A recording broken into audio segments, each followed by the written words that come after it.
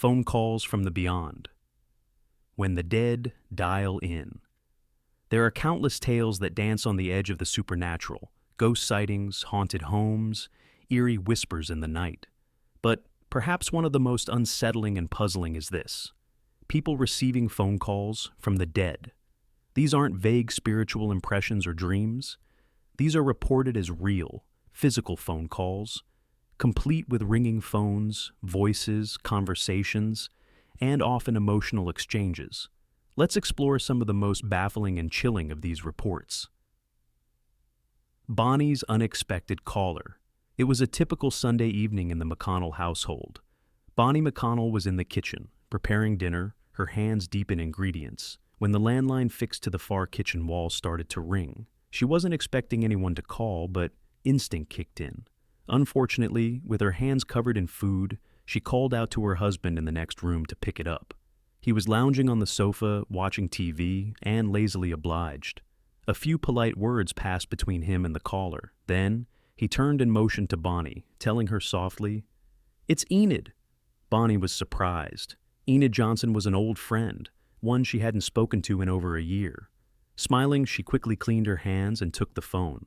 The conversation that followed was lengthy but pleasant.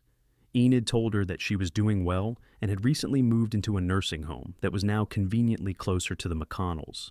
Bonnie promised to visit the next day and even offered to bring a bottle of Enid's favorite brandy. Oddly, though, Enid suddenly shifted her tone near the end of the call, saying she no longer needed such indulgences. Then, without much of a goodbye, the call ended. At dinner that night, Bonnie couldn't stop talking about the conversation. She was excited to reconnect with her friend the next morning, but when she arrived at the nursing home and asked about Enid's room, the receptionist gave her a confused and sorrowful look. "I'm so sorry," the woman said, "but Mrs. Johnson passed away yesterday morning." Bonnie froze. That couldn't be right. She had just spoken to her the previous night. But the staff member insisted she must be mistaken. She had been on shift when Enid was found, peacefully deceased in her bed, many hours before that mysterious call could have happened. Ghostly phone science.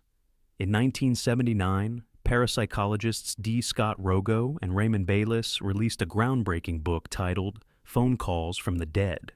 It documented dozens of these strange cases and offered possible explanations. They noticed that most calls came within 24 hours of a person's death, though in rare instances, contact was reported up to 2 years later. Often the deceased callers seemed confused or distracted. Conversations might be disjointed, cryptic, or full of non sequiturs.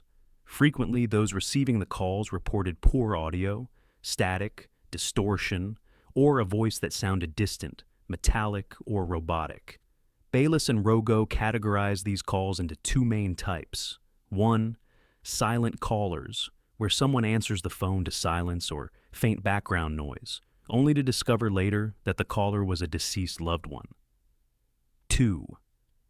Conversational callers, where a clear conversation takes place, only to be deemed impossible because the person on the line had already passed away.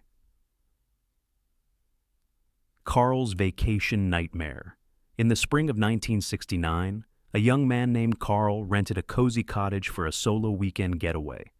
The first night, as he lay drifting off to sleep, the antique rotary phone next to his bed rang loudly. Groggy and surprised, he checked his watch. 11:15 p.m. He assumed it must be an emergency.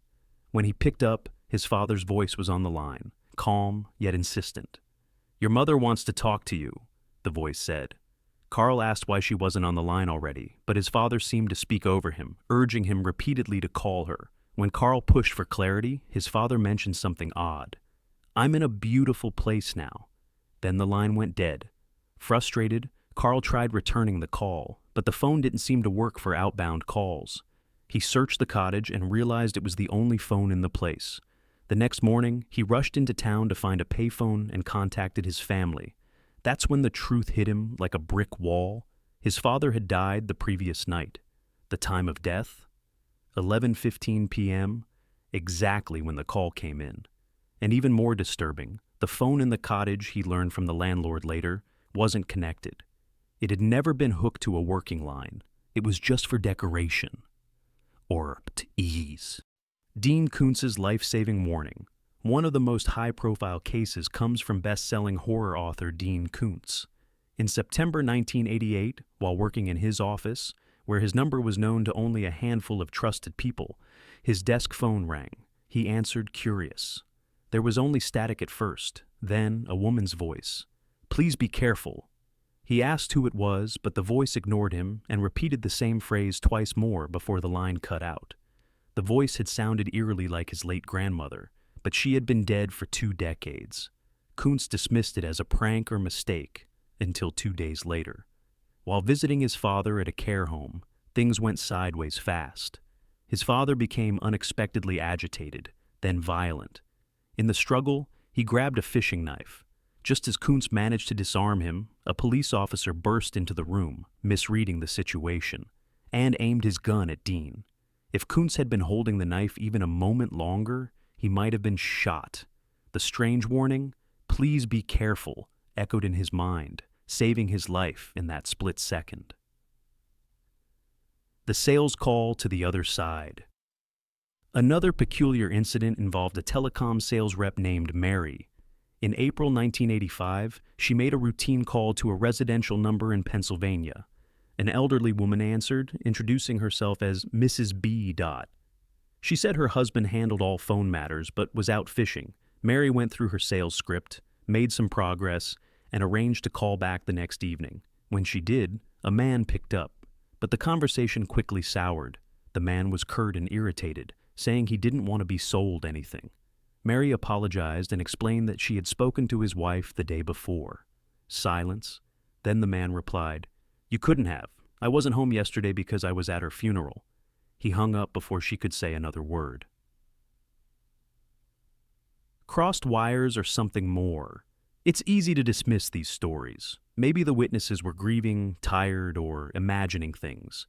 There's rarely proof, no caller ID record, no trace on phone bills.